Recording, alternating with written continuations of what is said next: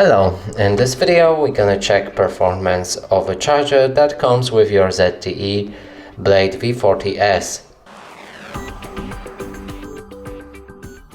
And we can do this by connecting the Gosun Smart socket with a charger from the box. Oh, we have a casualty.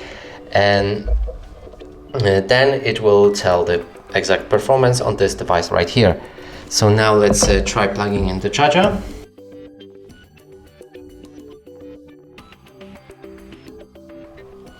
And right here we can see the results, but let's wait about 30 seconds till all of them are stable.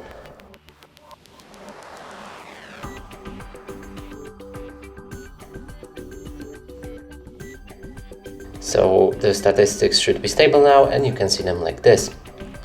And that's it for this video. Hope you like it. Please consider subscribing to our channel, leave a like and a comment below.